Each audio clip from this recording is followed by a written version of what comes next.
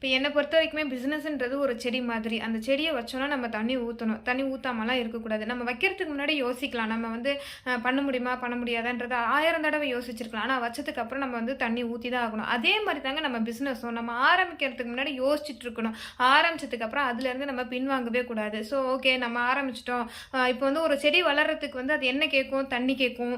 அதுக்கப்புறம் இடம் கேட்கும். அது பெருசாக பெருசாக அதுக்கான இடத்த நம்ம குடுக்கணும். அதே மாதிரி நம்ம பிசினஸும். நம்ம வந்து பிசினஸ்ல இறங்கிட்டோம் அப்படின்னா, நம்ம வந்து வளர்றதுக்கான ஸ்பேஸ் கேட்கும். அதுக்கப்புறம் அதில இன்வெஸ்ட் பண்ணணும். இன்வெஸ்ட் பண்ணா தான் வந்து நம்ம மேல மேல பண்ண முடியும். நான் இன்வெஸ்ட் பண்ண மாட்டேன். நான் வந்து இப்படியே தான் இருப்பேன் அப்படின்னா, நம்ம பிசினஸ் குரோவே ஆகாது. அப்படியே தான் இருக்கும். அதனால நம்ம என்ன பண்ண முடியும்னா, அதுக்கான இடத்தையும், அதுக்கான ஸ்பேஸ நம்ம குடுத்தா மட்டும் தான் நம்மளால குரோ ஆக முடியும்.